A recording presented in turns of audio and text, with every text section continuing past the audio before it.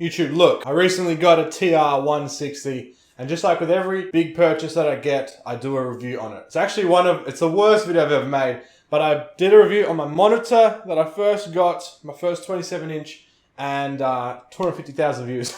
It was a terrible video. Also did one on a Thrustmaster chair that I've got here in the background, still holding up nice and sturdy, so if I like things, I'll let you know about them, and today we're going to talk about the Trakracer TR160. Now, most people know in the sim racing community that aluminium profile is the way to go. They're super sturdy, very modular. You can put any type of connections you want, stack them in any way, and you can get them in two different well-known variants. You've got 80/20 isn't actually the right way to talk about it, so you should be saying aluminium profile.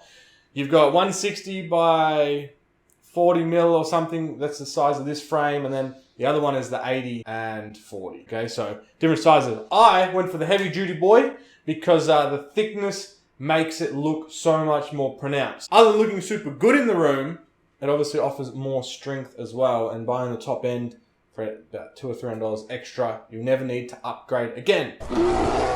So I want to make this as straightforward as possible for you guys, because I know that you're here, you want to get a quick review, find out the good things, the bad things about it, and help with your decision that you're probably considering with purchasing your own, because they're a big deal. They're one of the biggest, other than the wheel, they are the most expensive purchase of the sim racing stuff. I mean, you got your monitors and everything, but they're a big chunk of it, right? They're heavy duty. You buy one, you keep one.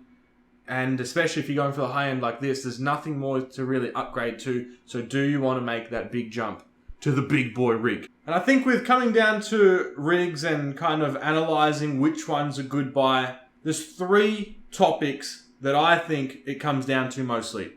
You have, first of all, dealing with the company that's producing it. So this one's Trakracer. You also have out of Europe,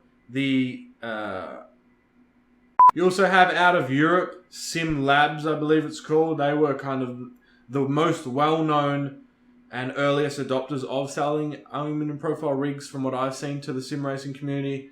So first of all, it's the brand and what they like to deal with. Second of all, it's the value, the price of it, if it's worth it. And then third of all, the strength of it. Does it do what you want it to do? Now, starting off with the first section I want to talk about, and that's dealing with the brand as itself. So this one's from Trakracer, like I said, and they're kind of new to the game. They're not new to the game, but they've been expanding their library of options you can buy from them. So they start off with their like TR6, TR8. They're kind of like out the box built from their design ideas, and then they've finally jumped into their two versions of aluminium profile builds. That's the first one, and because they're kind of dealing with the budget side of things, which means more volume generally for a business, there's been some negative aspects of that, whereas people like Sim Labs has a strong reputation for being super good, on point, and a little bit more expensive, especially because you need to buy international, and there's the first biggest reason why I just ruled them out completely to not go with them. And it's the fact that they will not ship chairs with an international order. That's fair enough, the box is pretty big. And second of all, then you get hit with import duties, so it actually turns out to be pretty pricey, whereas Trakracer, you know exactly what you're getting, and it comes all in one. You don't need to do anything else. They even have their own accessories.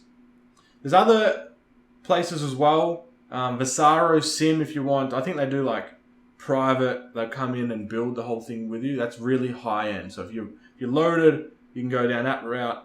Also in Australia, there's Racecraft Simulations. Kind of along the same lines. They don't seem to have... You got to kind of like hit them up and they'll custom build for you and put it all together and deliver it, rather than having a product that's ready to go off the shelf. Now, if there's any in the United States, please let me know in the description, in the comment section below, and let everyone else know as well, because a lot of United States people like to watch. I'm in Australia, so things are a little bit different here. I think you can get Trakracer really easily over there as well, because they're kind of like a worldwide company. I don't know if there's like a niche, like a Sim Labs for you guys in the US, but watch out for those import duties, definitely. Moving on to the criteria. Trakracer was pretty good to deal with. Order from the website. They kept me up to date. It took 3 weeks before they had everything, and then they sent me an email 2 days before. It's about to ship. It gets shipped, and it's at my house within 2 days, and I had everything I needed. Well, it was a few. I could have done with some more sliders, and that's the first kind of problem, is that a lot of people have either too much little things coming or not enough, and it comes down to a really hopelessly controlled unit. Like, they just have no idea on bagging their units. Now, I have a clip of trying to like set up the other day and everything, and half of the bags are numbered of what you need, and then half are not. Some bolts all look the same. So in that aspect, it was actually pretty bad. They sent it out fine, but the labeling of the bags and the instruction manual was pretty much non-existent. So this will be one of the most frustrating things you'll ever have to build in your life. It's like an IKEA, like some like sophisticated IKEA bookshelf or something, and the just didn't give you instructions with it. It's like, go ahead. This is how it's meant to look like when it's done. There you go. So that definitely needs some work.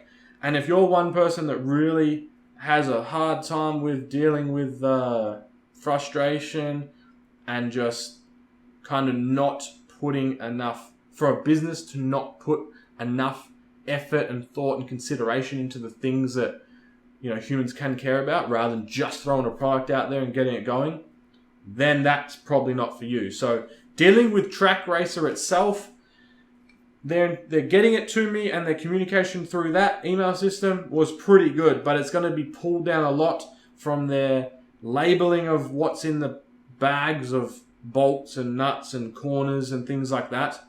That just needs a big overhaul. The instructions need a big overhaul, and then it would make the streamlined process of building it and cancel out a lot of frustration. But I did have everything I need. If I want to go and get more aluminium slider bits to bolt into, if you know anything about aluminium profile, they always work with some like slider, and then you'll bolt. You'll get the idea through the video they'll put up on the screen. But yeah, that was hopeless. So really, it's going to be pulled down to 6 out of 10, because I like how they've gone about it. The product itself is good. They just have forgotten about what the experience is like for a customer on the other end, and that needs to be updated. And I hope they finally do. They're probably backed out, back ordered, stressed out, trying to get everyone their orders after this year, which was a massive year for sim racing in a good way. As you can see, the price of everything skyrocketed because we had so many people join the community and want to get into racing. Nothing but good for racing itself, to have more fans of it. But I want to give them the benefit of the doubt and say that's why they've been impacted. So 6 out of 10 for dealing with the business itself. Number 2 is the price, and this is the biggest aspect of why I went with Trakracer. No one is really on board with a product that's ready to ship, if they have all the stock, but you buy it off the website, it's got everything you need, plus accessories if you would like to purchase those, and sent to your door for you to just put together. You can go along the route of building your own aluminum product. You can buy this stuff if you like yourself. All these businesses do, to give you the raw, honest truth, is work out how long the pieces they need are, throw together some type of instruction booklet, print out some of these little embossed logos on the corners. So, I mean, that's the only thing custom about it, and you just cover the corners and makes it look a bit prettier. But otherwise, it's very industrial. Links of black aluminium profile, with a set of bolts and screws to put it together, which you can buy anywhere off aluminium profile hardware stores off the internet. And they've just done the work of giving what you need to put it together. I mean, you can cut out the middleman. The problem is with that is the time effort. So I have a friend that built his own triple monitor stand because he wanted to save money, rather than paying the Trakracer one, for example, is $450 to get here in Australia. And you kind of scratch your head and you're like, how is it that much? But when you see how much the actual profile itself is, and the fact that they've measured it all up, they've pre-drilled holes and stuff, they've done the middleman work for you, then for me, the trade-off is just much better to buy from a website that's already done it for you. So for example, my friend Ben did this, built it for $150, or 200. Let's round up to 200 with everything.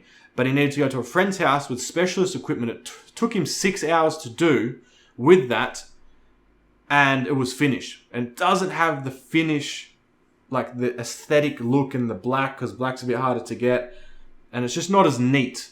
So you cost yourself 6 hours to save $250. Now, for some people, that trade is fair, but for many others, if you work for $40 an hour or own your own business and things like that, 6 hours of your time is a huge loss. So what you just got to work out what the trade-off is between money or time. What do you value more at your current stage you're at in your life? So the value of the rig is 9 out of 10. It can't get any more lower. This is why Trakracer focus on the budget side of things. They make the price low so they can do a lot of volume and send out a lot, and they make a profit a little bit on each thing. The other way to go about business is to have premium products where you make a big profit on each one, but you sell limited amounts. So that's the route Trakracer are going. If you're looking for a budget way to go about it, well, this is the easiest way to go about it in Australia, definitely. If it's a little bit different in different countries, then make sure you post in the comments below for everyone else to be updated on the best way to go about getting budget sim equipment in other countries. Because even so, it is expensive. The final way I'm going to review this type of product is, does it do its job? What do I think of the end product?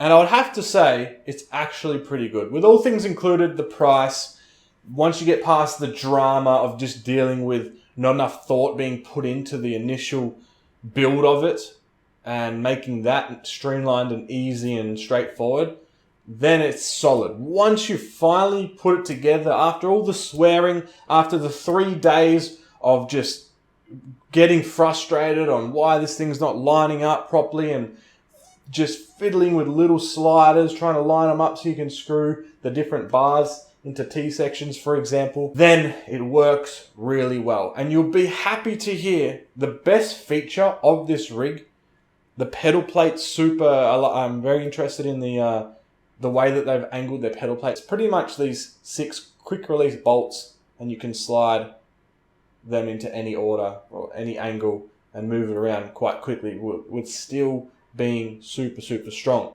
On a side note though, like I said before, the bolts and everything not laid out very well. I didn't have enough sliders to get all 6 quick releases on my pedal. So I'm just cutting it with 3 either side because I didn't have enough sliders sent to me. So along with the pedals, the actual favorite aspect for me of this sim rig is the chair. And for $250, I don't think you can beat it. I mean, super cheap auto in Australia here is the cheapest kind of auto store you'll get. They'll sell their own chairs that don't look quite as good for around that mark. And this one's awesome. It's nice and soft, very upright.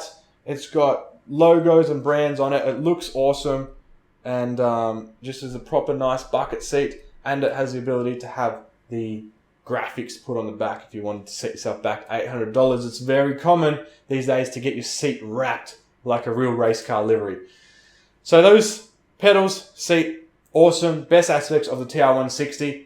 And final note, if you're going to go and purchase one of these, I'd recommend the TR160 a lot more over the TR80. Now, you will cost yourself an extra $200, but I think just the thicker bars, the extra little bit of strength, and mostly the aesthetics that any single person you have over in the house will walk into your office and see this massive, bold sim rig sitting there is the coolest feature of it. And for $200, the trade-off was definitely the TR160 for me. You've already spent $1,200, why not spend $1,400 to get the top end? Because you might always be kicking yourself that you never got the TR160 or the thicker bars. So with that said, it gets the Swolabear tick of approval. Go out, get yourself an aluminum profile rig. It's the biggest and best thing you can do for sim racing if you have the money for it. Then you can whack on your Husingveld Sprints or your Fanatec V3s that I'm running. You get your direct drive down the line. You spend all your bank account, but you're going to have a sick sim rig. I will see you guys next time.